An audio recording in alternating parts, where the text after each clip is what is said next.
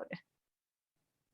All right, here we go, yo. And I will post this because I did not update it yet, but I will post this when I post the recording.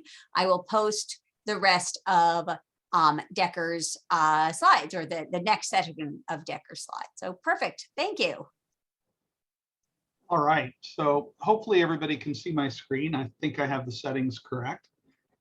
This is going to be very interesting because this next work of art is about a poet, and she's got a very interesting life story.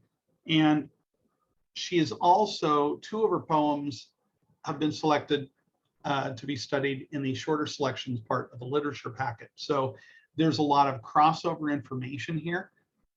Also, since the lit packet and the art packet were written by 2 different people, there are slightly different pieces of information about this person. And in some cases, and we'll probably cover this later on when we cover the lit, but I have to mention it right now. The lit person makes an allusion to this painting, only they call it an etching, and they basically mess up some of the information that's inherent in the art packet. So sort of put that as a little, like a giant asterisk in your notes and say, wait a minute, this is something that USAD should get straight before they start testing things, because basically sometimes the people who write the tests, they don't know it as well as I think some of the coaches know it. And some of the questions could be misleading based on whether you're asking a question about Phillis Wheatley based on what it says in the art packet versus what it says in the lit packet. So I will alert USAD to this, and they'll probably get back to me sometime next decade. That's a little humor there. All right, so be that as it may, here is Phillis Wheatley. We think she was born around 1753. She died in 1784, so she's only 31 years old. We're not certain of the date when she was born, and we're not quite certain the location. We know it was in West Africa, in what is now known as either Senegal or Gambia, not really quite pinpointing her region. And the reason why is because she was captured and kidnapped around the age of 7 or 8 and brought to Boston. Arrived in Boston on July 11th, 1761, aboard the slave ship Phillis. And this is how she gets her name. So imagine her first name is from the ship that basically aided in her being kidnapped and brought over to the United States. Harrowing journey. She had fragile health throughout her entire life, probably caused, or at least very certainly exacerbated, by conditions of the transatlantic crossing. So that's her first name from the ship. Her last name is her owner's last name. She was sold by John Avery to John Wheatley, 2 different Johns. John Wheatley was a merchant, and in some other research that I've read, he was more specifically a tailor. But all they mention about him in the art packet is that he is a merchant of some note. Anyway, John Wheatley purchased Phillis, named after the ship. Who knows what her given name was? No one knows. And he purchased her for his wife, Susanna. Susanna also had a daughter, Mary, who was not a baby. She was like 15, 16, 18. The account of her age at this time differed, but she was a young teen girl. She was originally purchased in order to do light housework. And by the way, they throw this in there, about 1,000 of the 15,000 residents in Boston at the time were enslaved people. So somebody could do the statistics there. That's like between, what, 6.5% of the people. That's a big percentage, I think. But who knows? What's appropriate slavery percentages? Rhetorical question. Susanna and her daughter Mary found out that Phillis was quite precocious, and they taught her to read, not just basic rudimentary reading.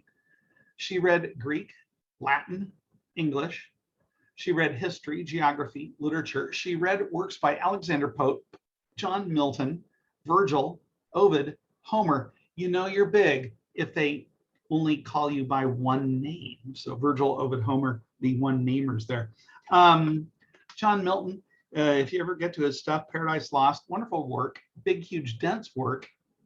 She read it and evidently understood it well enough to quote it in her poetry. And there's some interesting things because of her writings and because of people's skepticism as to whether or not she wrote it.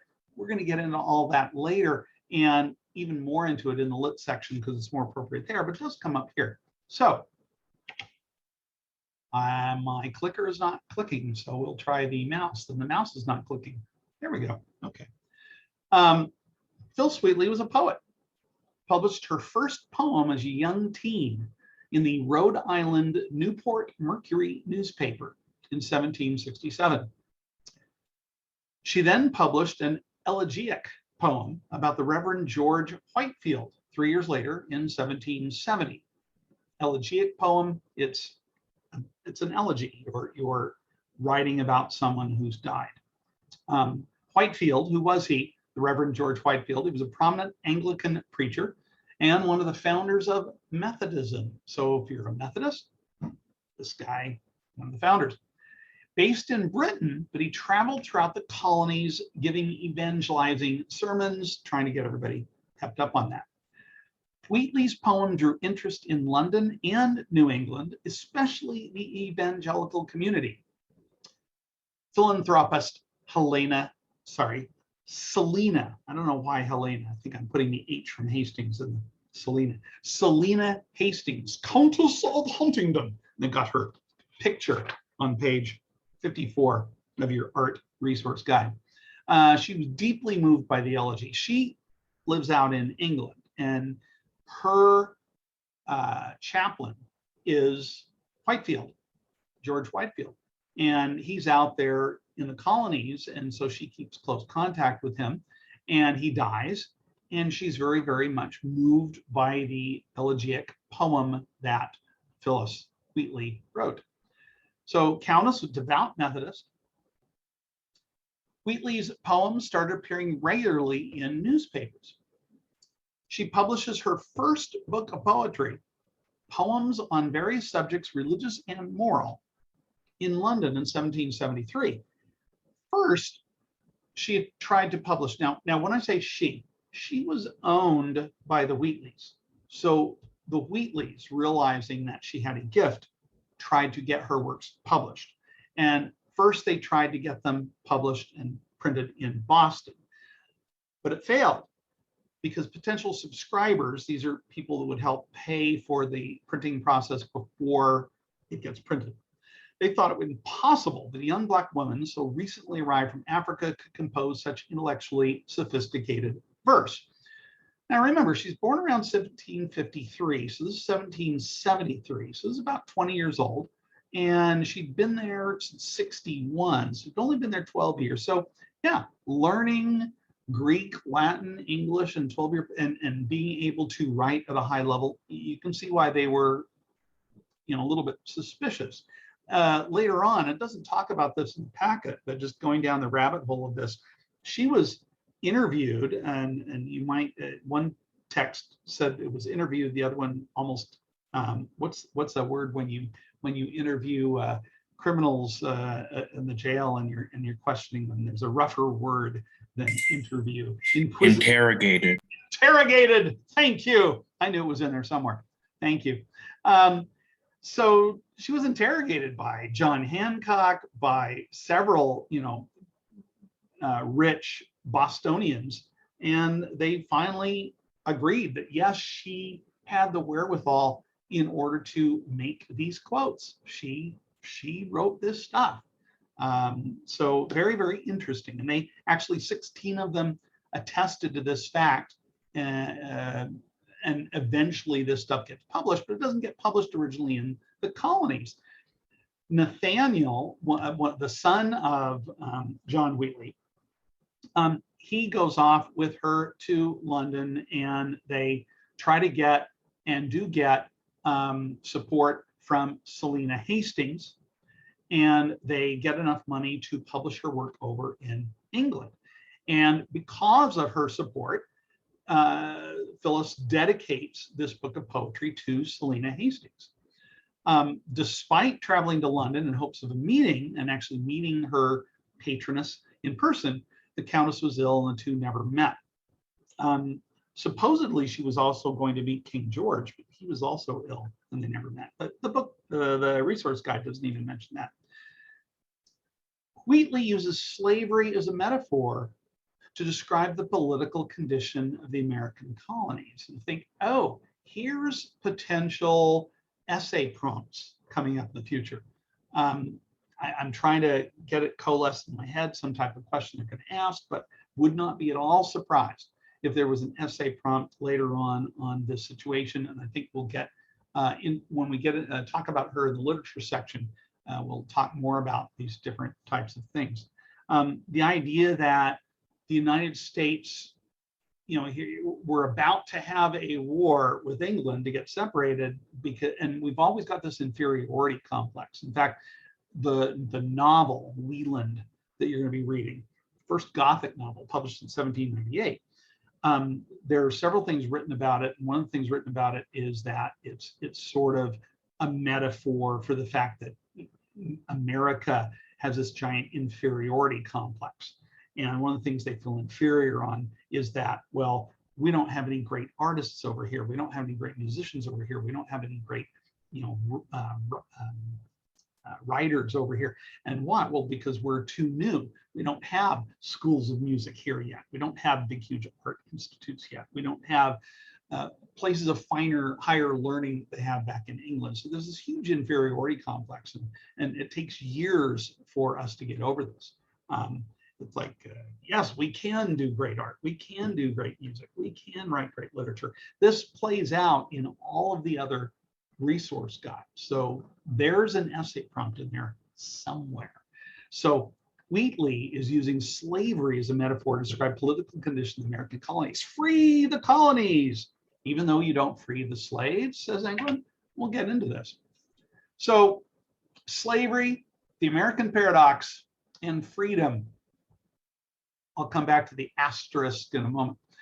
Two of the poems from Phillis Wheatley's book of poetry are covered in the literature resource guide. I mentioned them. One's on being brought from Africa to America, and it's fairly short. And the other one, to the Right Honorable William, Earl of Dartmouth, one of the people she meets trying to get patronage over in England. And we'll study these literature writings later. Can't cover them now. That will come for a later lecture. The American paradox, when they mention this, it's really referring to the essential contradiction between the political rhetoric of the American Revolutionary period and the incorporation of slavery into the political and economic fabric of the early United States. Here we are saying all men are created equal. We have a right to freedom and yet we have slaves, and a huge part of our economy winds up being built on slavery. So this is a contradiction, and the people over in England do not miss this contradiction, and there's a lot of guff over this. Abolitionists at the time were much more vocal in England than in the colonies. This is the 1700s. There was a 1772 legal judgment in England that said enslaved people could not be moved out of England against their will. That's a major thing, right? Well, of course, how do you know whether or not something is outside of, yeah, sure, of course they want to be sent over there. I don't know how much that's enforced, and I'm actually reading up on that. The British are very critical of the American colonists agitating for freedom while keeping African-American slaves. One critic pointed out, and they're not named in the packet here, that giving Phillis her freedom would do American colonists, quote, more honor than hanging 1,000 trees with ribbons and emblems. This is alluding to the fact that over the United States, many people are advocating for colonial freedom from England, and they're putting ribbons around trees and emblems on trees, advertising this. And so this guy is saying, hey, 1,000 trees saying we should be free. doesn't say nearly as much as freeing the slaves. Okay, here on the right, and this is right out of your art resource guide, page 55. This is a 1787 medallion designed by Josiah Wedgwood for the British anti-slavery campaign. On the test, for those of you who haven't tested before, they can ask you questions. Any questions that are directly in the art resource guide could wind up on the art test. The only time they talk about this is as a caption for this little picture on page 55. They can ask questions about pictures that come up. So just pointing that out. Anyway, back to Phillis. Just before dying, Susanna Wheatley, again, John's wife, owner of Phillis, arranged for Phillis's emancipation. Phillis was a free woman by the time her book of poetry reached New England in January of 1774. So it's published over in England. The initial run is 300 copies, and there's actually a second run that's even larger. And I think the original run, they don't mention this in the packet. The original run was 300 copies, and each booklet had 38 of her poems in it.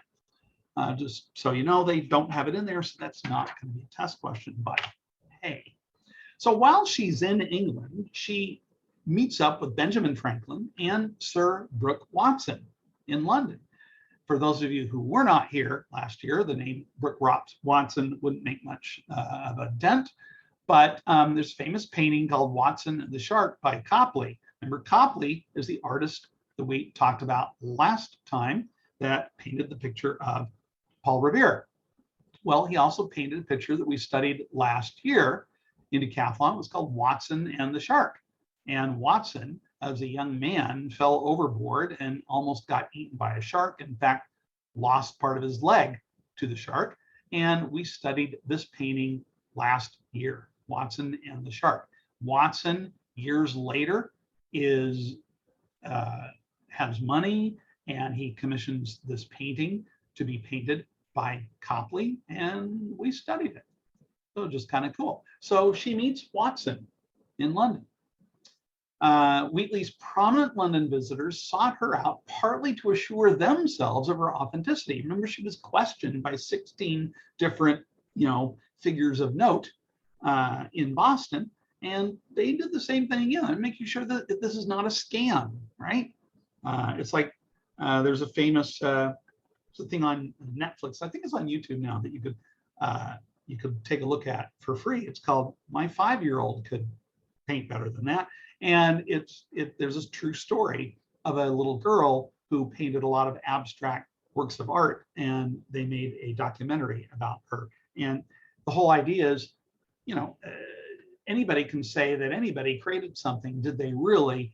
And it's also, more notoriety. If you have a little girl do some great work of art, then of course you're going to question whether or not did the little girl really create the great work of art.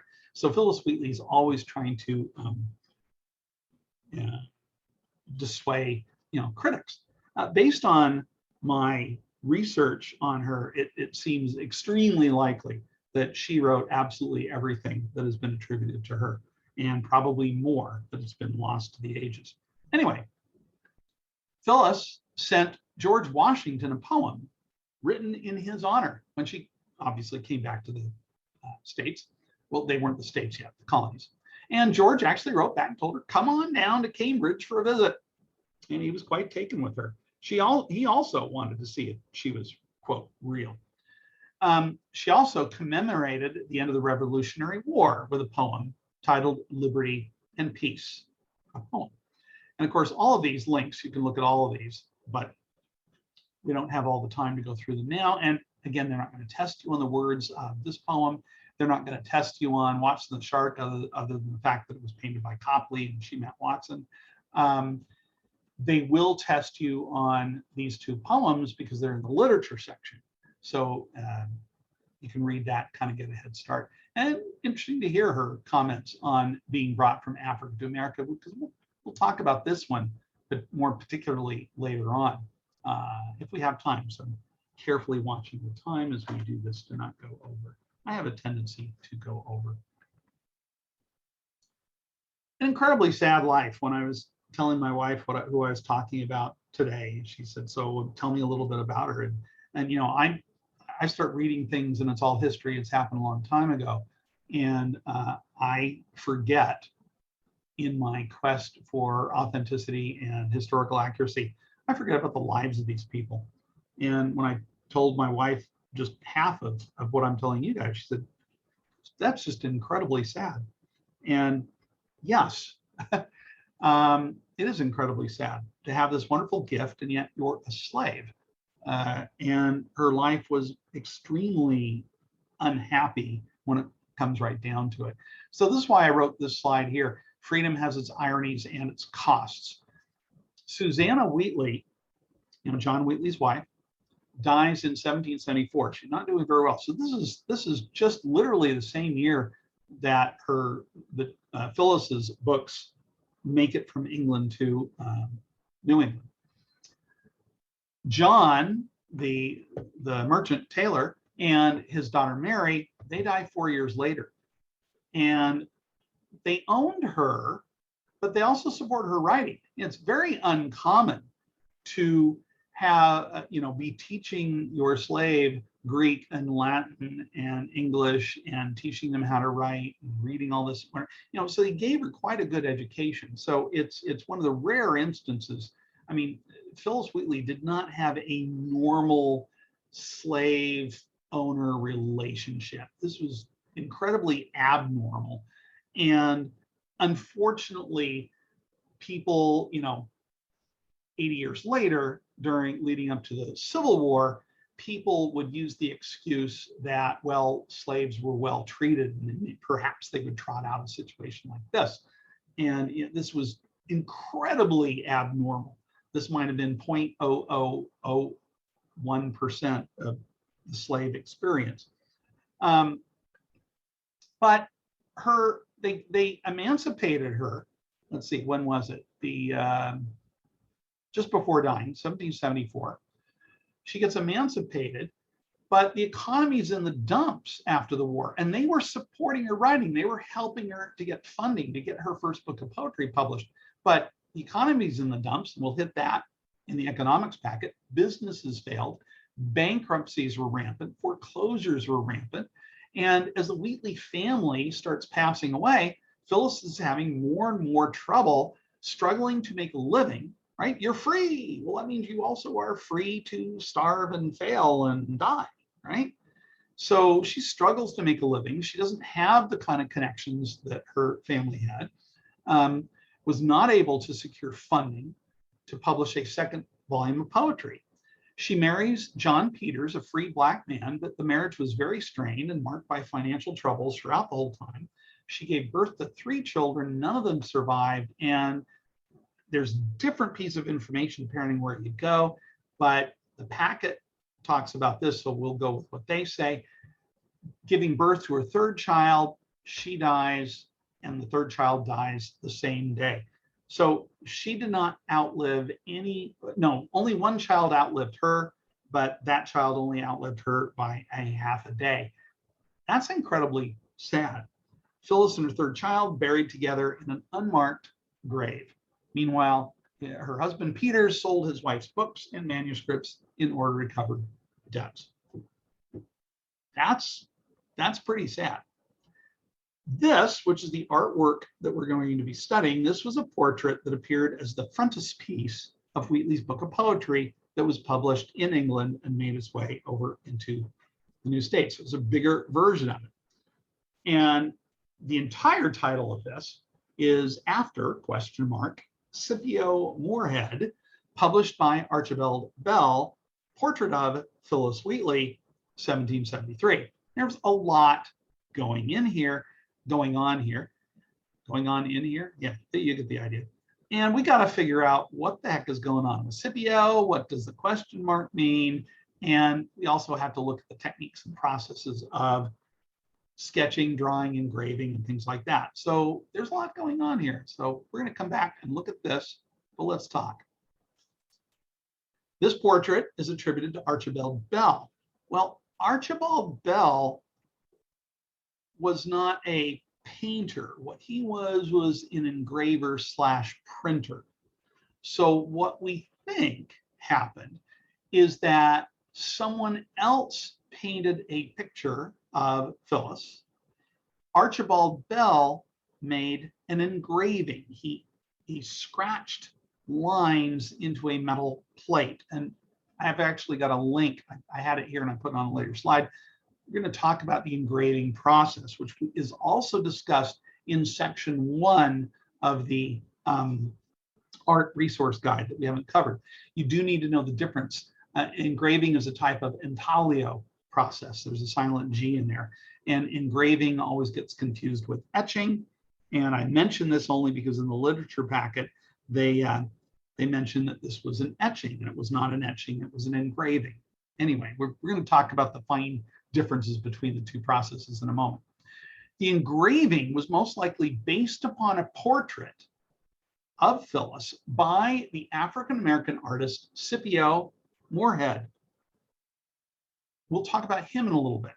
But first, let's talk about the actual painting / engraving.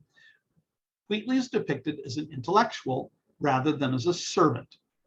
The text going around the oval here in the border that frames the portrait reads, Phillis Wheatley, Negro servant to John Wheatley of Boston. Actually, to Mr. John Wheatley. I should put in the Mr. Servant, of course, a euphemism for enslaved person. Here's a bugaboo that I have to point out. In the packet, it specifically mentions in your art resource guide, it says the blank page implies unlimited potential. The oval frame detailing her position circumscribes the subject, means surrounds the subject within a limited sphere, meaning while she dreams and writes of a world beyond her station, Phillis Wheatley remains defined and confined by the oval, by her circumstances. What do they mean by the blank page? Well, when we're looking at, sorry, I went the wrong way. You could say that this, I'll go right to the site. This is at the Metropolitan, why can't I say this right? The Met is the Metropolitan, it's the art museum in New York. I've been there. One of my friend's wives is a docent. You can read all about this. The frontispiece didn't look like this. I mean, this, of course, is part of it. If you click on here, now, you could be thinking that the blank page is referring to all this blank out here, and then the poems are to follow. This is in the front of her book of poetry. Or you could get more literal, I think, and you could be talking about the blank page here that she's writing on, except for the fact that it's not a blank page. If you see, there's writing here. And at first I thought, oh, they're talking about this, but this is clearly not, oops, here we go, clearly not blank. So I'm a little bit confused, and they mentioned blank page 2 or 3 times, and it's like, I don't see that it's a blank page. And you think, well, gee, is Mr. Decker being picky? Perhaps, but the test questions get picky. And I don't like it when it says it's a blank page. And I know where they got blank page from, because it's right here on the description of this artwork on the Metropolitan Museum of Art website. And they specifically mention blank page. So here's where they come up with, a lot of this stuff that you're reading in the art resource guide, they got directly out of here. So equal book pen. Yeah. I'm trying to find it. It said blank page on here because I read it. This also tells where you have the 300 copies and things like that. So I find it interesting. I'm not sure, what they mean. And it's another thing to write to USAD about this blank page thing, because I get that this is a blank page, but the way it reads, it sounds like she's writing on a blank page. I I don't know, probably getting over picky, but those are the details that bug me. The blank page implies unlimited potential. Okay, interesting. They then have a paragraph comparing another portrait by Copley. So far we've talked about Copley, we talked about last week. He was self-taught, half brother with Henry Pelham, who he does his painting Boy with a Squirrel. So we talked about Boy with a Squirrel. We also talked about the Paul Revere painting. We also talked about the portrait of John Hancock, and we compared and contrasted the John Hancock portrait with the Paul Revere portrait. We talked about the differences and how John Hancock was wearing a wig and he had a suit with 22 buttons, and it was, no, that was a different piece, never mind. But they were comparing the two and how different they were. And here we go again. We also talked about Watson the Shark, another Copley work. Well, this is Dorothy Quincy, who winds up marrying John Hancock. But this is before she married John Hancock. And in the art resource guide on page 55, they're kind of talking about the differences and what makes this portrait of Phillis Wheatley so remarkably different than portraiture at the time. So in Copley's portrait of Dorothy Quincy, the future Mrs. John Hancock, Copley's portraits of prominent Bostonians were frequently exhibited and well known among Boston artists. She's got a passive posture, not in the act of writing. Phillis Wheatley is in the act of writing, depicted as an intellectual rather than as a servant, depicted in the moment of creative inspiration. Back to Dorothy. Dorothy rests her chin in her hand while gazing off into the distance. In the painting that Copley did of John Hancock, he's gazing off into the distance versus Paul Revere, who's looking more directly at the viewer. Phillis Wheatley, shown in profile, wearing a day dress with an apron, kerchief, and mob cap. Dorothy, costume is emphasized in the Elizabethan style, very detailed costume. Remember, we talked about Elizabethan style versus the Grand Manner style, and how the Elizabethan style really into what people were wearing and the details. Pink silk, that should say silk, not silled. Pink silk gown adorned with bows, lace cuffs, frilly cap, 3 layers of lace cuffs. Surrounded by fashionable furniture, Dorothy married John Hancock, first signer of the Declaration of Independence and also the first governor of Massachusetts. She marries him 3 years later. Back to Phillis, shown in profile, wearing a day dress with an apron, kerchief, and mob cap, sort of wearing working clothes, kind of like Paul Revere's working clothes. Seated at an oval desk, at an oval writing desk, echoed in the oval of the surrounding frame. An inkwell and a blank piece of paper, specifically, again, blank piece of paper. So this is where I got the, they're referring to this as being blank, not blank. Holds a quill pen in her right hand, hovering just above a blank sheet. Again, the typos here are bothering me. So we're going to make silk out of silled, and we're going to put hovering. There we go. On the verge of bringing pen to paper. That sounds all really great. Not blank. Okay, enough, Mr. Decker. Left hand extends upward to her chin in classical thinker pose. Notice she has her left hand holding her chin, whereas Dorothy has her right hand. Does USAD get that specific? Yes, they do. She's holding the quill pen in her right hand. She's thinking with her left hand. Gazes upward into the distance, lost in thought. See, people have studied eye movement, and when you're thinking about something, how your eyes sort of roll up in your head, whereas if you're just gazing absent-mindedly off in the distance, Dorothy's using a gazing into the distance look, and here she has a pensive, thoughtful look. Her lips are pursed suggesting a resolute concentration. Yes, there's a lot of reading into this stuff. Now, if you really, really look at the, where was it? Sorry. It's probably the biggest. No, there's the biggest. You see all these lines. These lines are from the process of engraving. Later on, I'm going to show you a little page that really does a good job of explaining the engraving process, which it helps to see it to know. But basically, think of a dollar bill or a $5 or $20 bill, pull it out of your pocket, your wallet, and look at it through a magnifying glass, and you'll see all of these lines. And these are lines that are scratched into a metal plate.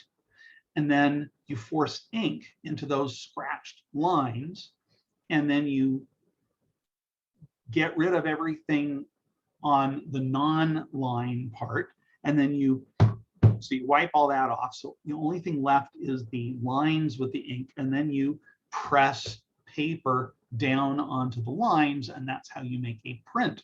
So remember, there was a painting, we think it was painted by Scipio, and then Archibald Bell did an engraving based on the painting, and then from that engraving, they made multiple prints, because of course this had to be printed multiple times for the 300 copies of her poetry. So very interesting stuff. Scipio Moorhead, and the question of the image's authorship.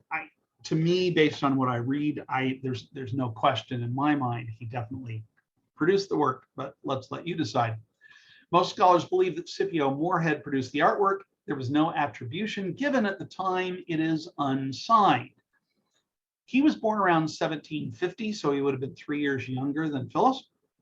Moorhead was one of the earliest known African-American artists operating in the colonial era. It's believed that Moorhead was an enslaved person in the household of Reverend John Moorhead of Boston. John's wife, Sarah, was an art teacher. Did Sarah teach Scipio how to draw and paint? Someone did, or he was totally self-taught. Hard to be a slave and self-taught, because someone would have had to give him the materials. So one would think that Sarah, as an art teacher, would have given Scipio, the slave, the materials and probably also the training. In any case, Scipio Moorhead's artistic services were advertised in the Boston Newsletter, where he was described as possessing an extraordinary genius. These words are not in your art resource guide. This is doing some extra resource. Wheatley and Moorhead were also neighbors. Moorhead was commissioned to paint a portrait of Phillis Wheatley. They have that documentation. So the fact that there was a portrait made of her that then was copied and made into an engraving so they could make prints, obviously a portrait was created at some point. And since he was commissioned and paid to do it, and one exists, it doesn't take a huge scholar to figure out that he's probably the one who painted this. All right. Anyway, he was commissioned to create a portrait of the poet. The original portrait was an ink drawing, likely drawn in Boston and sent to London in order to be engraved, because Archibald Bell is over in London. That's where the printers are. So there you go. Described in the British press as a fine likeness. In other words, the British press, they interviewed Phillis Wheatley. They saw this portrait and they said, yeah, it's a fine likeness. Looks like her. Here's the engraving process.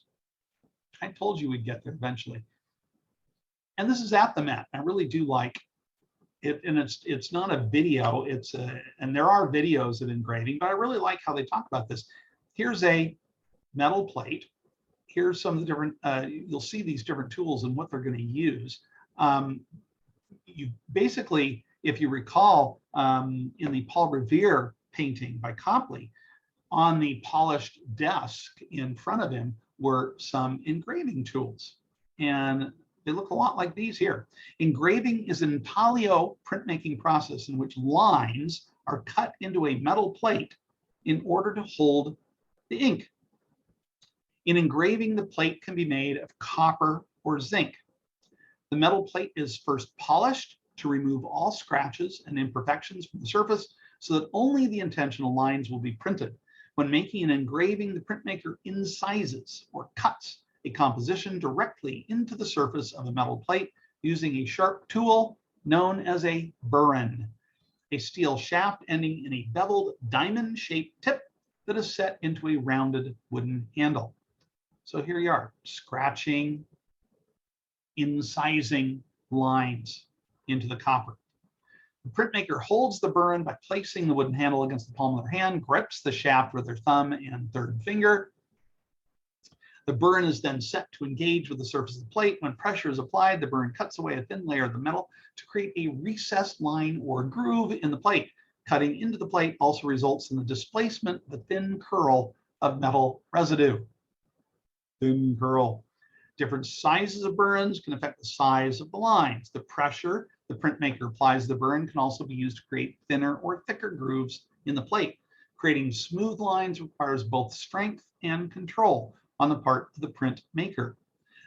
The metal plate is placed on a sandbag or pillow by the printmaker to help manipulate and move the plate, especially when a composition requires curved lines. You get a little sandbag.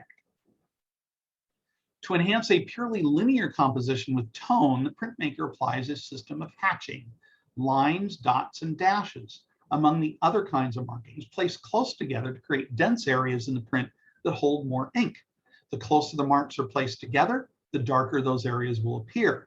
The printmaker must take care not to cut the lines or the markings too closely together so that the ink does not bleed between them. Again, in section 1 of the Art Resource Guide, it talks about hatching and cross-hatching and lines and dots and dashes that people use to make lines and to make shading for three-dimensional purposes. So this is all pertinent. This is all testable information here. Once the full composition has been cut into the plate, it is ready to be inked. A cloth ball, cardboard tab, or equivalent material is used to gently spread ink across the whole face of the plate. The same material is used to remove most of the excess ink from the surface. The plate is further cleaned using a tarlatan rag or heavily starched cheesecloth. So first they get all the ink into it. That's putting all the ink on, smudging it around, and then taking it off. As a last measure, printmakers often use their palms or the sides of their hands to wipe away the last bits of ink. In certain cases, the printmaker can choose not to clean the plate entirely, but to leave a thin layer of ink on the plate to create tone. After the plate is wiped to the desired level, it is ready for printing. While some early intaglio prints appear to have been produced by simply pressing the paper against the plate by hand, in most cases, the pressure required to force the paper into the finely cut lines entailed the use of a special press equipped with rollers. The plate is placed on the bed of the press with the ink side up, and a sheet of dampened paper is placed on top. Before the plate and sheet are moved through the press together, they are covered with printing blankets, often made of felt, to soften the pressure on the metal plate. Kind of cool. Once it's been run through the press, the resulting impression on paper displays a reverse image of the original engraved composition. It means the artist, it's all in reverse, kind of interesting. The pressure of the press not only forces the ink onto the damp paper, but also produces an outline of the outer edges of the metal plate in the paper, known as the plate mark. So that's the engraving process. I knew you'd be thrilled. It was a fine line. Does that mean that the words around the edge were etched backwards? Yes, mirror image, yes. If you recall, a few years ago when we were studying, we were doing jazz music and we were doing Take the A Train. And we found that video where they'd found some old Duke Ellington music and they found the original engraving that they made to print off multiple copies of the sheet music. And all of the notes were mirror images. So that means they had to carve them backwards, and any musical notation would have had to be, mirror image so that it would come out right when it finally gets printed. So yeah, imagine the difficulty in doing stuff like that. Let's see. Finally, and this is I know we're running, oh, actually we're doing okay. The last bit of stuff here. The original portrait that was the basis for the engraving was an ink drawing. It had likely been drawn in Boston by Scipio, sent to London to be engraved. The portrait was described in the British as a fine likeness, right? Wheatley had dedicated a poem to Moorhead, meaning Scipio, titled "To SM, a young African painter, on seeing his works." And this poem is in the Art Resource Guide on page 56. To show the laboring bosom's deep intent and thought in living characters to paint. When first thy pencil did those beauties give, and breathing figures learnt from thee to live, how did those prospects give my soul delight, a new creation rushing on my sight? Still, wondrous youth, each noble path pursue, on deathless glories fix thine ardent view. Still may the painters and the poets fire to aid thy pencil and thy verse conspire.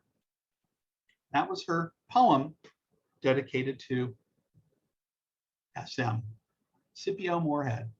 No original work by Scipio has survived, but he may be the person referred to in the Boston newsletter advertisement on January 7th, 1773, which spoke of a Negro artist, a Negro of extraordinary genius. Scipio was in January 1775 as part of an estate sale. So unlike Phillis, who was freed right before Susanna Wheatley died, the Reverend John Moorhead did not do so. And so Scipio was never heard of again. He was auctioned off in an estate sale. Had to put that in there. That is it. And I've finished before 5. Thank you. That was incredible. I don't know almost that I've ever, hi Jack. I don't know that we've ever almost had, I feel like a work. Maybe I mean, I know we did like the middle passage, we had that Right. excerpt, Right. but I just don't, I mean, my heart is just shattering. Ugh. Yeah. It's nauseating. It's Yeah. nauseating. Yep. It is amazing. All right, let me pause the recording and give everybody a 10-minute break until 5:05. So I am going to pause the recording. I am resuming the recording. Here we go. And let us talk about SOSI, the social science packet. One more time, if you are joining us now and you would like to have a physical paper copy of the packet, we are absolutely able to have you pick one up at school. So that is a thing. That is a thing. Okay, so when last we left our colonists, just as like a recap here, we were just about to start the French and Indian War because somebody sent some 21-year-old hot-headed major in the colonial militia that turns out to be our first president of our United States. And he basically starts an entire World War Zero. So that's a thing.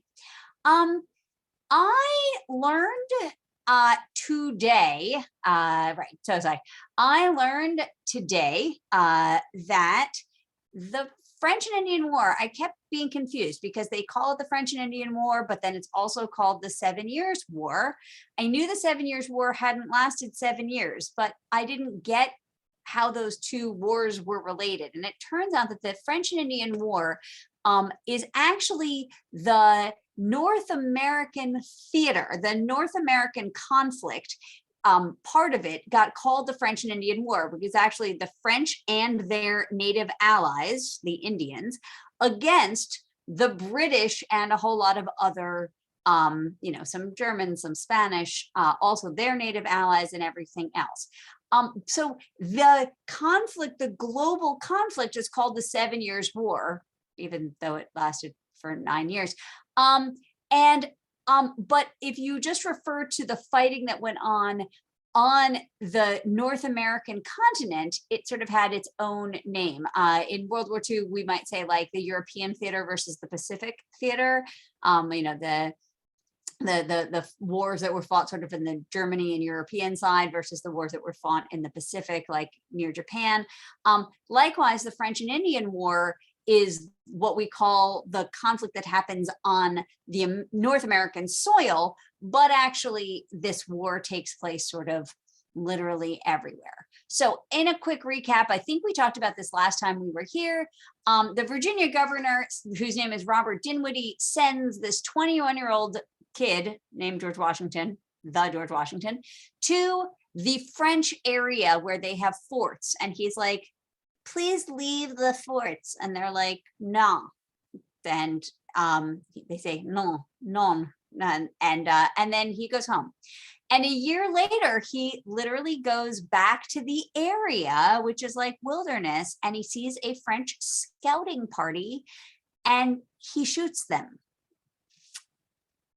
So he and his group of militia literally killed 10 French guys. They took 21 of them prisoner.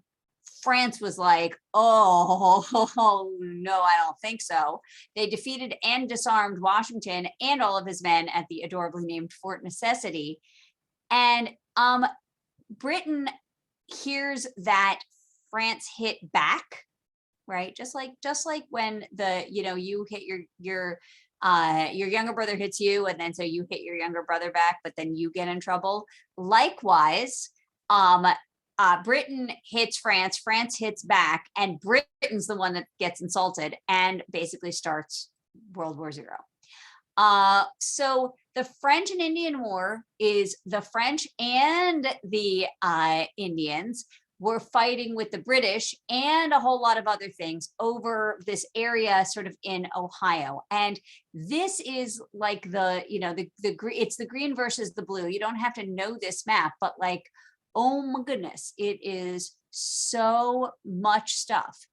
The war included fronts here in North America, also in the Caribbean, also in Europe, also in South America, also in India, which got dragged into this crap because, East India Trading Company, also in the Pacific Ocean, like literally.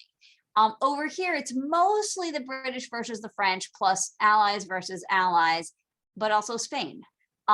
In Europe, the Germany kind of helped out because, of course, everybody's always been at war and whatever.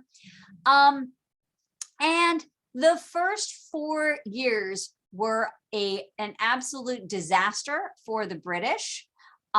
They kept suffering defeats. They lost at Fort Oswego, which is in like sort of upstate New York, and Fort William Henry, which is also in that area. And the French and their native allies, mostly the Algonquin, which were that interior color of the map, not the gray, like everywhere map, but that French sort of, arc in the middle on the west side of the Appalachian Mountains, burned, pillaged, attacked within 60 days. Like basically the war was getting lost for 4 years by the British. The American colonists were like, England, you don't love us, come help us, come save us. And then British Prime Minister William Pitt. So the place, the position of British Prime Minister is going to come up a lot. It's kind of like the American presidency. It comes up quite often, and it's different people. It's not like they're kings and queens that stay, forever and ever. These change rather often, and this prime ministership is, different ones do different things with the colonies. We're going to talk about them a lot. So this British minister William Pitt, for whom Pittsburgh ends up getting named, assumes command of the French and Indian theater of the war, because he felt, bye, sweetheart, he felt that England needed to be globally dominant and that the colonies were the key. Why did he feel the colonies were the key? Honestly, for the same reason we're going to win World War II, 100 and something years later, which was essentially that the United States, now North America, has a tremendous number of resources, like physical resources, like trees and metal and water and places that we can grow food, and like physically, literally a ton of natural resources, and also very few enemies, if you don't count the Native Americans, which of course the colonists did not count the Native Americans ever. So basically we're sort of isolated and we can provide a lot of raw material to do things with. That's going to come up in the econ packet a lot. And so William Pitt was like, hey, we need to win this war, and the place to win this war is in North America. So he committed more funds, more troops, better leadership, turned it all around. Britain ends up taking a place called Louisbourg, French Canada, which is kind of up at the mouth of the St. Lawrence River, which is this sort of entryway right over here. And it ends up so that the British are controlling the waterways. And we learned from last year, he or she who controls the waterways controls everything. Shout out to June, who noticed that USAID plagiarized this info as well. I love that teachers are like, don't plagiarize, you'll get in major trouble. And then USAID is like, just kidding, we can do that. That was, if you haven't seen on the Discord, is literally like the website and then the USAID packet, and they're embarrassingly similar. I mean, embarrassingly similar. So thanks, June, for seeing that. Okay, just want to point out, this is like the before and after claims. So if you take a look just at the colors, and I put this map on here, not that I think it's so fabulous, but this map is the map that they put into your yeah, they will, Maureen, they will. They imagine if you put this map, this is in your packet, but it's the way it's printed, it's not in color. So I thought it was worth cutting and pasting and putting here in color, so you have access to it in color, just right in the notes. Spanish holdings are yellow, right? You can tell it's like Central and America and the Southwest here. And after the war, they get like basically most of the Mississippi Valley. This is the Mississippi River over here. And no green after this, except in little tiny little places in the Caribbean. The British were pink, and now they are more pink. And the unexplored was gray, and it stayed gray like that. Okay, so I put this, what I thought was sort of a better map, over here, where you can just sort of see the Brits get the greens, the Spanish get kind of, you know, all the yellows, and France gets this down here, this little tiny bit of like Haiti. And so, all right, so the French and Indian War ends with the Treaty of Paris, meaning the 9 years war that we call the 7 years war for some unknown reason. Basically, Great Britain and Spain were like, I'll take this part, you take that part. We do the same thing at the end of World War I, where we divide up Germany and kind of parcel it out. We do this a lot at the end of wars. The high cost of the war bankrupts the British government just about. So they have like no money, not to mention that the Native Americans who were living and working and intermarrying and everything with the French, remember they were the missionaries, they're Catholic, that's going to come up again in a sec, and everything else, they're like, just because you guys lost and made this treaty, like you didn't negotiate with us. That's kind of going to be a problem. So one of the Native Americans who is involved in this whole thing is a guy called Chief Pontiac. Here's a more modern picture of what he looked like. Chief Pontiac. And he basically fights back against this European negotiated treaty that leaves all of the Algonquins out of it. Some people call it Pontiac's War, other people call it Pontiac's Rebellions. The other issue for the Algonquin tribes is that they were mostly, remember, they're the interior part of the North America. So they've been watching how the British colonists treat the coastal natives, and not well is the answer to that. And so they've mostly been watching and waiting, but also playing the Dutch and the French and the British and the Spanish against each other, right? They're very familiar with the terrain, and they just are like, ooh, negotiate and, treaty and kill and whatever it is. So Chief Pontiac comes along. He was from the Ottawa tribe. You can see it right over here, sort of in what's now Michigan. And he encouraged all his fellow Ohio County tribes. Ohio is technically like down here, where it says Mingo and Shawnee and Lenape and stuff, Wyandotte. But it's all of this was the Ohio Valley. He was like, hey, let's unite against the British. He got together with the Shawnee tribe, the Wyandotte tribe, the Seneca tribe, the Cayugas, and the Delaware, which are, some of them are on this map, some of them are not. This list of things is something you would come back to and, add to your store of knowledge a little bit later. But just know he sort of tried to unite everybody, and he attacks Fort Detroit, which is in current modern day Detroit. And it started a war.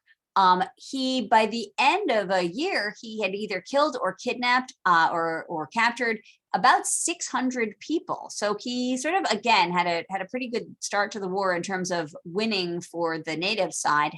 Mostly the allies were surrendering because they were like starving to death and freezing and all this other stuff. But then he started to lose. Everybody kind of got there. The Europeans, kind of came back at him. And it officially ended, the rebellion officially ended for 3 years later, but actually by about midnight, so about 18 months afterwards, it was affectionately or effectively over and whatever. All right, so now we're done with this war, right? 1763-ish and everything else. We have this, the Pontiac's Rebellion starts, but we have the Treaty of Paris. So going back to this Treaty of Paris idea, because England doesn't really care at this point about the Treaty of Paris, about the Pontiac's Rebellion. That's like a local skirmish. Going back here, the British were like, okay, how do we control all this new territory? So they made a royal proclamation of 1763. And it was like, okay, colonists, you have to stay on the east side of the Appalachian Mountains. So the Appalachians run north to south, a few hundred miles in from the East Coast. So if you've heard people hiking the Appalachian Trail, right? So it's kind of this line. And the England was basically like, yo, stay to the right of the line, right? Like just don't cross the Appalachian Mountains, because it triggered, right? The French settlers, who are no longer owned by France, but are just as French as they were, 5 minutes before the treaty was signed, and their native allies. Remember, they've intermarried, they've converted them to Catholicism, right? Everything else, just don't piss them off, all right? Don't piss them off. They also said, hey, no more trying to buy land yourself. If anybody wants to buy land, you got to go through the British government in order to negotiate with the native tribes. Don't just walk up there and be like, hey, yo, I'll give you these, 5 cows if you give me your land. American settlers were like, excuse me, you're 3,000 miles away across the pond, right across the Atlantic Ocean, forget it. And they just ignored the proclamations. And Britain was totally right. It did trigger the natives for great reason. People who lived here were like, excuse me, what? And but also, you know, Britain kind of didn't do anything about it because they were 3,000 miles away from this. Okay, so people start to get annoyed, and the people who got the most annoyed lived in Massachusetts and in Boston specifically. So that's the birthplace of the American Revolution. Why? Why is that? So number one is Massachusetts, which, you know, Plymouth Rock, they found this colony. It had a history of democratic town meetings, and it had inspired people to really participate in their local government. When we talked about Copley and Revere and all of these, you know, Sons of Liberty and the Patriots, they're sort of born and bred there and fighting that this is their home and they're making a government. But we're going to pause for a moment, because not only does USAD have this annoying habit of like the left hand not knowing what the right hand is doing, meaning the Phillis Wheatley that's discussed in the literature packet doesn't coordinate with the Phillis Wheatley that's discussed in the art packet until we point it out to them, or rather USAD points it out to them, or Decker points it out to USAD. Not only do they not have an editor that like connects the dots over here, not only do they plagiarize, but sometimes they put in quotes that are so mind-blowing that I think, but what are you doing? So the quote in the packet is, I'll read it to you verbatim: "A shared cultural tradition of Puritan resistance made them more tolerant of disobeying authority than elsewhere in the colonies, where deference to official position remained paramount." In other words, the Puritans, according to USAD, were rebels who fought the establishment, which is a great story, bro, right up until you read the right. Because if, you know, those of you who are not finished with your junior year, if you are a sophomore or you didn't read the Scarlet Letter. So fun fact is that the Scarlet Letter, the whole plot of the Scarlet Letter is that they try to not disobey authority. I mean, like, whatever, they form a whatever. All right, that's fine. That's fine. Yes, so there you have it. Okay, so back to why Massachusetts like here. Okay, so thanks USAD for that thought bubble. Okay, when the Proclamation of 1763 comes out and the British government back in England is like, hey, no settling this land that's west of the Appalachians, they cut out an enormous amount of really, really fertile land. And if you can't go west to settle in the fertile land, then all those poor farmers who were subsistence farmers growing their own crops and things like that, you know, the Little House on the Prairie kind of stuff, they have nowhere to go. And so they come back east to the cities, especially to Boston. That's number one, is you have all these displaced like farmers who can't go west and settle and make their own lives. So they come back east and look for work in urban settings. That's going to be a theme in the econ again. Number two, the British put a lot of soldiers in the colonies, but especially in Boston. In 1768, so like 5 years after this treaty, there was a population less than 16,000 in Boston. And what did you say? 16,000 non-British soldiers and 4,000 troops. So 25% of the city suddenly like adds to, yes, no, I lagged out. It said my internet connection was unstable. Okay, so let's try this again. Boston has a population of less than 16,000 colonists, and that includes like 1,000 slaves. And then the British send over 4,000 soldiers. So the 4,000 soldiers get paid by the British government, but not that much. So a lot of them do what's called moonlighting. And moonlighting means you get a second job, right? You work security, or you work in a shop, or you know, I mean, now you're like an Uber driver, but that, you know, back in the day, not an Uber driver. But who is looking for work? Well, young soldiers who aren't making enough money and young farmers who don't have farmland because the proclamation forbid them from moving farther away so that they could get their own farmland. So now you have thousands and thousands of people with the same basic skill set, meaning, more manual labor, not able to find jobs and in competition with each other. So there's a lot of tension in there. Oh, and they're all like young guys. So take that for what you will. Also, in the same city, it's an intellectual hub. Most big cities, especially on the coast in the United States, what's now the United States, tend to really value education. You have a lot of different people living right on top of one another. So unlike where we live in the suburbs, where there is sort of, you live in your own house and your own car, and you go, have everything is in your own bubble. In a city, you're all sort of living on top of each other, right? And as you walk in the street, you bump into 20 billion people. You have to talk to them. You have to, go in. There's no like Amazon to order from or whatever. So you get these people, right? Harvard has already been founded, I don't know, by 100 years and change already by then. You have this educated group of people living in Boston also that are skilled orators, meaning they talk well, skilled writers, meaning that they can, write things that are impassioned, and propagandists like Paul Revere, who we're about to, do that. So they represented this huge swath of sort of, educated liberal patriots or whatever.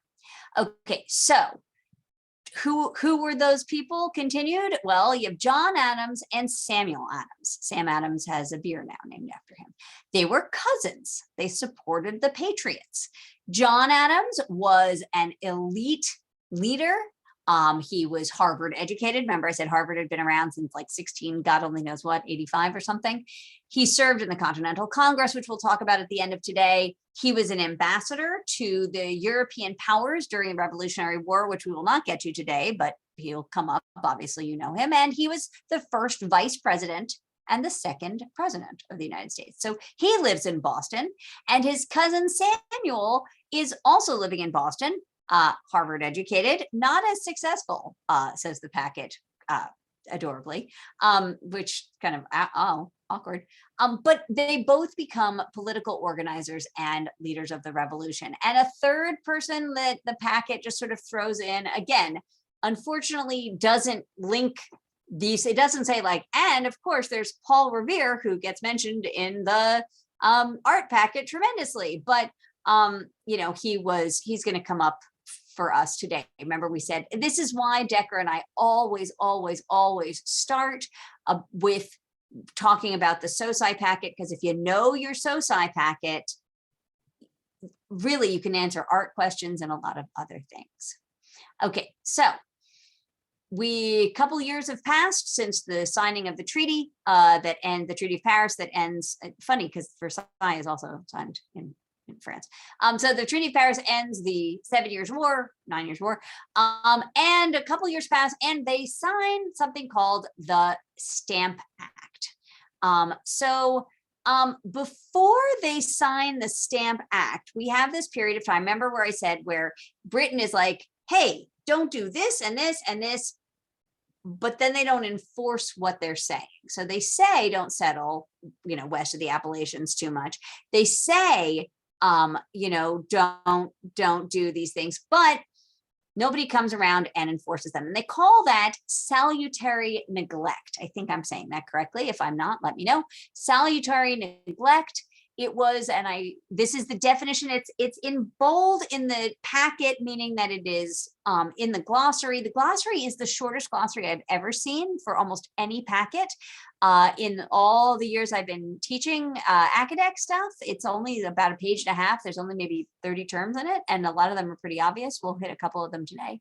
So what is this kind of neglect? It's a 18th century, 1700s British policy that avoided strict enforcement of the trade regulations in the American colonies. And it really limited how much imperial or British monarchy and parliamentary supervision of colonial affairs, as long as the colonies remained loyal subjects. So they're like, don't do that, but we're not going to check on you. It's kind of like if your parents say you have a bedtime, but then they don't check on you. So it's up to you whether you do it or not, kind of up to you. Okay, so then they throw out the Stamp Act, right? So Britain, remember, has zero I was going to say $0, but they have pounds instead at this point. So they have zero money because they've spent all their money on World War Zero, this 7 years war. And they're like, damn, we really need money. So they're like, okay, we're going to have to collect some taxes from the colonists because they have money and we have zero money. And anyway, why we have no money is because we were fighting a war for them in, yeah, exactly, Mr. Decker, exactly. So it's why they were basically, we fought a war. The British people were like, I mean, the government was like, we fought a war on behalf of our colonies. Now they owe us. Okay. So they passed the Stamp Act. Honestly, most of my life, I thought that the Stamp Act was about stamps, but it turns out to be about a stamp, just like we just talked about with this engraving, right? This is an actual piece from the Smithsonian. This is a piece of paper that has this special stamp on it. Why you couldn't make one of your own, I don't know. But okay, so the Stamp Act said, look, if you have any kind of legal document in that is going to want to be enforced in the United States, a contract between two people for how much rent money is owed, a deed, a will, yes, Maureen, totally, a marriage license, a magazine, playing cards, newspapers, you have to buy our paper that has this stamp on it. And that stamp is made in England and it's stamped on blank paper. And then that paper, reams of that paper is shipped across the Atlantic Ocean. And then anybody who wants to write up a will, write up a contract, get married, print a magazine, print a newspaper, whatever, is going to have this stamp. So you need to buy the paper with this official stamp on it from some English merchant. And when you bought the paper, you had to pay using British pounds. You could not pay using American money that got printed in America. That British felt like that was like monopoly money. England didn't see any problem with this because it was already happening everywhere else. It just had not been enforced in the colonies of North America. But like everywhere else, it was already in effect in like all of England, like in anywhere in England. If you wanted to have a magazine or newspaper, you had to use the stamped paper. All right. So then this prime minister, George Grenville, he'll come up again in just a minute. He was like, I don't understand. What's the big deal? Also, they were sort of like, look, there are other taxes that are happening right now, like the sugar tax and the currency tax. Well, the thing about those taxes was that basically when a ship carrying, let's say, sugar from the Caribbean came to port, the people who worked at the port went on board the ship, collected the tax on the ship, and then just sort of secretly passed that cost on to consumers. With this, since it wasn't done like offshore on the ships, when I wanted to negotiate my marriage license, I had to go deal with this stupidity. All of a sudden, the colonists became much more aware, of it. And so the colonists got all, head up, as we say, and they thought it violated their rights as Englishmen because they thought that they were being taxed without having voted for this tax in Parliament. They were like, look, we didn't elect you guys in Parliament. We elected, Sam Adams and John Adams and all the local dudes. Like, we have a local government here. We've had a local government here since the Plymouth colony was founded in 16 whatever. What are you doing? If we want to raise taxes for ourselves, we will talk to the people here. We didn't vote for you. What are you doing? We don't want to do this. Okay. In October of 1765, the colonists were so annoyed that they all got together in New York, in Albany, and they were like, yo, this not be cool. This is a list of states that were at that first Continental Congress, the Stamp Act Congress, rather, the Stamp Act Congress. it's a list you should memorize later. Somebody will make up a good acronym for it. Massachusetts, Connecticut, Rhode Island, New York, New Jersey, Pennsylvania, Delaware, Maryland, and South Carolina. Virginia couldn't come, but wanted to. And so it kind of passed its own version of the same exact thing. Basically, the one was the Stamp Act Congress, and the Stamp Act resolves from, if you're from Virginia. Either way, it was a protest against British taxation. They sent it to King George and to both houses of parliaments that were basically like, we are not paying this. You can only tax us if you are our colonial legislature that's here in the colonies and not there. All right.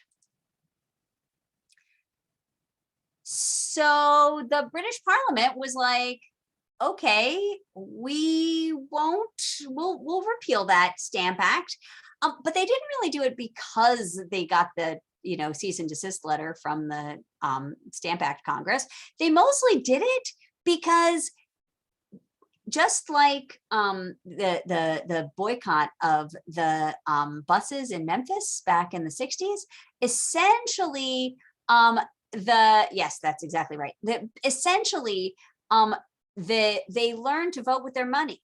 So the colonists were like, no, we're just going to not do that. We don't believe that you will enforce it. We will not buy your stupid stamped paper. So you have a tax that's not making you any money. And so the British Parliament was like, okay, that didn't work and you hate us now. All right, we'll repeal that Stamp Act. That's fine. But they were also fighting the bigger picture, which was stop making laws that affect us because we didn't vote for you. It's a democratic government over there. Remember, they have a king or a queen at different times of their eras, but it's the parliament. It's actually a democratic country, right? So they did not vote for you. So that's a thing. And Parliament, not surprisingly, was like, no, no, no, no, no. We represent you. They called it virtual representation. More about that on the next slide. Very different from what like virtual, like I'm on Zoom versus in person, but okay. Parliament was like, okay, it is true that you were not elected, that we were not elected by you. It is true. We can't deny that, you did not cast a vote for us. But then Parliament, excuse me, in possibly the stupidest like counterclaim ever, was like, look, it's not just you, it's all these citizens in England didn't vote for us either, and we govern them. You're just noisier about it. Literally, they were like, look, in order to vote, you have to be a land-holding man. And since most of the people living in the British Islands Isles are not land-holding men, none of them voted for us, and we tax all of them anyway. I don't get your point. And the colonists were like, wow, are you big dumb? Like, you just increased the number of people who are going to be annoyed at taxation by like a bajillion fold. What the hell?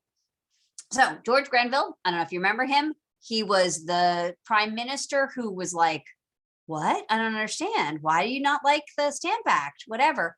He was like, look, you're all really represented in our hearts. And he called it virtual representation. He said, American colonists, you're virtually represented. We have you in our minds, and you're British subjects who don't have the vote, or like anybody who lives in a town that isn't represented by Parliament. You're just kind of everything. He's like, look, there are two houses of Parliament, and the lower house, well, we have the House of Representatives, which is based on the same idea.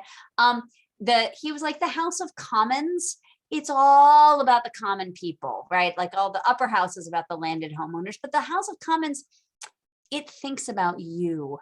And it was democratically elected by a few people who live in England. So, it legislates throughout the empire. Let me point out, anybody who is from the subcontinent, what is now India and Pakistan, whatever, in 1948, they're going to have the same discussion where they're like, excuse me, No, and that's going to get it, created right after World War II, where they're like, why did we fight for you? I mean, Australia, the same thing, right? They're like people all over the place. They're like, excuse me, what the hell?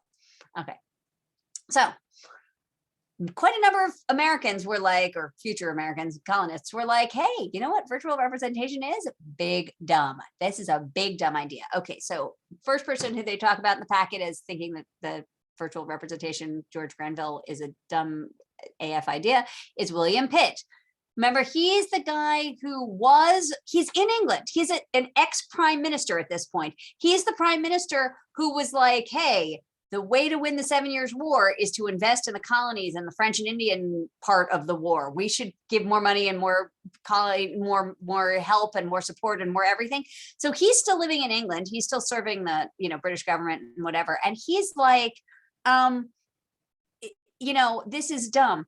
Fun fact, here's another in-law situation. You remember Copley, like they throw the tea that belongs to his father-in-law into the Boston Harbor. Okay, Grenville is the prime minister who's like virtual representation, and his own brother-in-law is like, this is really a dumb idea. In fact, his quote was, and I'm reading it verbatim, the most contemptible idea that ever entered the head of a man. So Christmas at their house was, I bet, lots of fun. He was 24 when he was the prime minister of England. So yeah, all these 20-something-year-olds doing all this crazy stuff here. Okay, so basically William Pitt is like, wow, this be big dumb, extra dumb. I rejoice, he said, that America has resisted. All right. A second person who was like, wow, this is big dumb, virtual representation is not a thing, is a guy called Daniel Delaney Jr. Or the packet calls him Junior. Everybody else calls him the younger, because people don't get called Junior until like modern day. He lives in Maryland, and he publishes this pamphlet that is a picture of this here. Not one inhabitant in any colony is or can be actually or virtually represented by the British House of Commons. So he publishes this pamphlet that's called Considerations on the Propriety of Imposing Taxes on the British Colonies for the Purpose of Raising a Revenue by Act of Parliament. So this is a pamphlet where he's like, yo, you can't tax us. This big dumb. I don't like this. Daniel Delaney is his name. We don't know him as much as we know the William Pitt. Okay. Parliament, obviously British Parliament, does not want to let go of their power to tax people. So they, come back. They repeal the Stamp Act, like I said, and instead they passed what they called the Declaratory Act. So they were like, okay, well, fine. We won't give you stamped paper. That was fine. Excellent. But we just passed a law that says that we have the right to pass laws over you. We declare that we have the power over you. And then they passed something called the Townshend Act, which looks like Townshend, but I think it's pronounced the Townshend Act. It's named after the British Chancellor of the Exchequer, which I don't know what he does for a living, but he was big in the British government. It basically limited the amount of autonomy or self-rule that the colonies were supposed to have. They were like, okay, fine. You don't want tax on paper. That's fine. Stamped paper. We're now just going to tax glass, regular paper, paint, oil, lead, and tea. And more about tea in just a second. Not only that, but they passed this law, these Townshend Acts.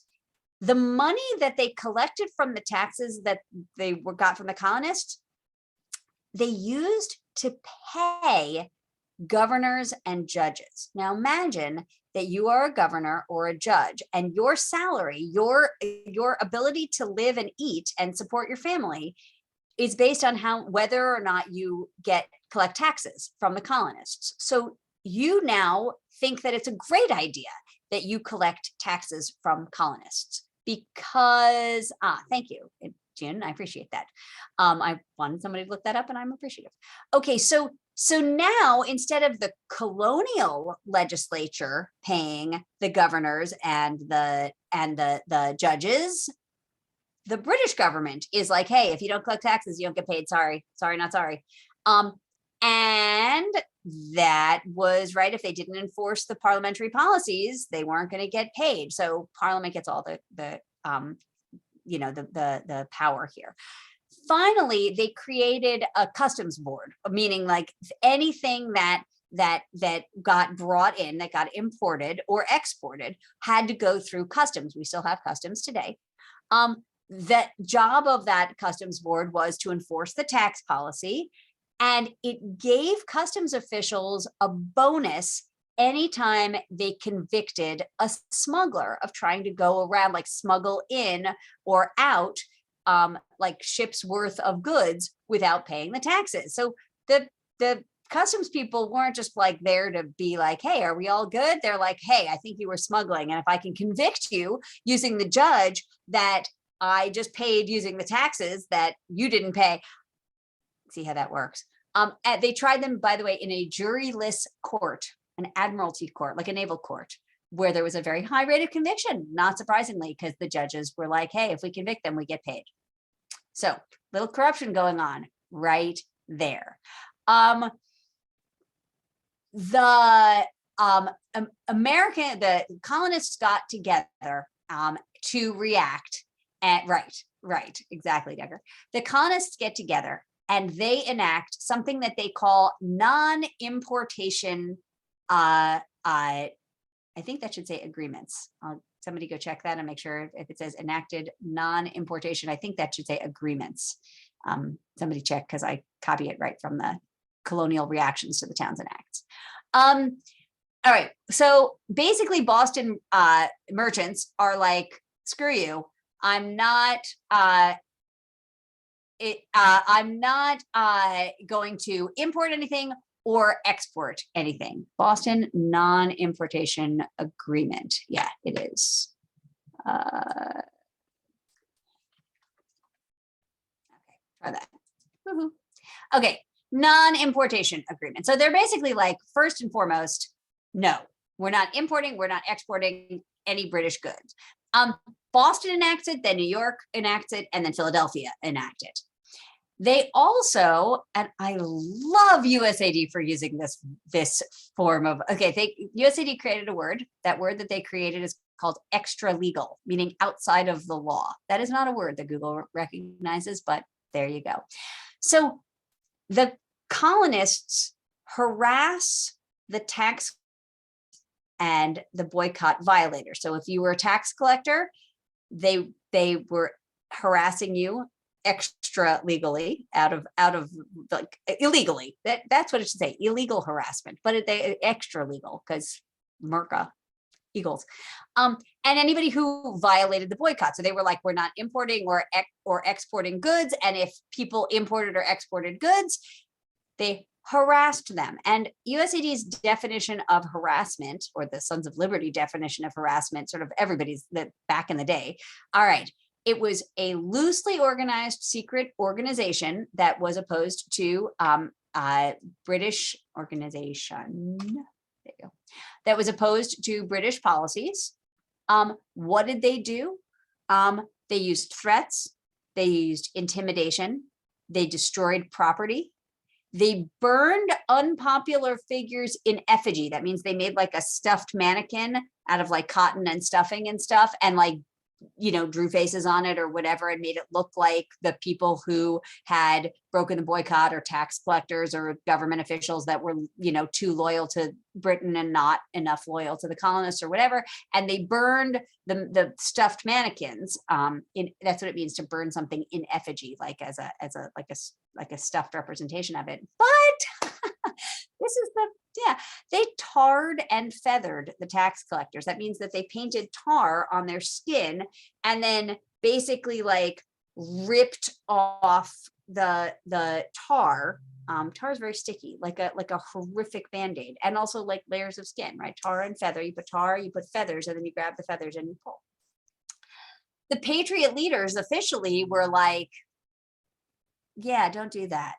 Don't do that. But they needed those people who were, that like underground harassment, extra legal group to really disseminate all of their arguments. And I'm going to use this meme twice because it's such a great meme, right? The Sons of Liberty were like, oh, look, what's going on? And then I'm going to use it again in just a minute. Then there's also Samuel Adams. Remember him? Samuel Adams is, I still said over here, come back. Sam Adams, where was he? All the way over here. Okay, so Sam Adams is the less successful Harvard-educated guy who comes to do the revolution, and he now has a beer named after him. And he was like, here's the thing, the coast is really, really well informed. We all live right on top of each other. It's very easy. Like if we ring bells, like everybody hears it, blah, blah, blah, blah, blah. But the interior of the colony doesn't hear the news so much. So he was like, what we really need is some correspondence to get the news from the coast inland so that everybody kind of comes to our cause. So he created many, many committees of correspondence. It was like an underground network. The women also supported this, like, anti-British sentiment kind of thing, because they were the ones who were buying the supplies for the household, the tea, the newspapers, the sugar, the whatever, So when they got on board and they stopped buying imported products, and they even had like spinning bees where they made their own cloth so that they didn't import cloth from the England and everything else. Okay. I don't know that this is true, but this was such a fabulous like iFunny post that I had to include it. So that's a Sam Adams beer label. And they're saying that they made the picture based on our Copley Paul Revere rather than the actual Sam Adams. I don't know that all of this is true, but like 5 minutes of fun. How could you not? How could you not? And that's our picture. I love it. See, you'll see this everywhere. All right. So the Patriot leaders were a little bit worried about something that is called crowd action. Now, let me point out that that is literally one of the terms in the glossary. It's exactly what you would imagine it means. Participation by the public in informal political activities, typically out of doors. In the American Revolution, these activities included mass meetings, boycotts, parades, and other often boisterous events. And if you were out at freshman and sophomore lunch all year, fourth period lunch, you know what literally what crowd action looks like, that right there. So Patriot leaders were like in charge of the more formal actions, like don't import or export, or buy things that can be taxed. But the masses were the ones that were a little bit out of control there. So we talked about this when we talked about the art and we talked about Paul Revere.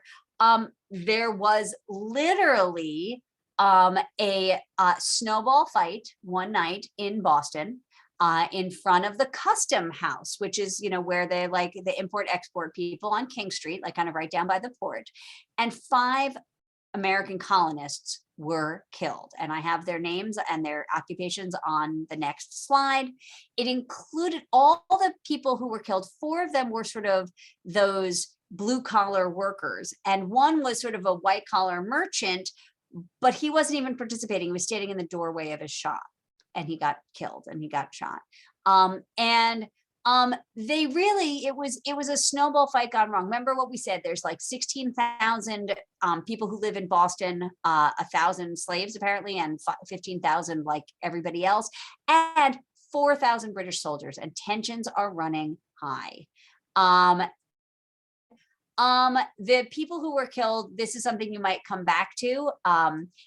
Samuel Gray, who was the owner of a rope making shop.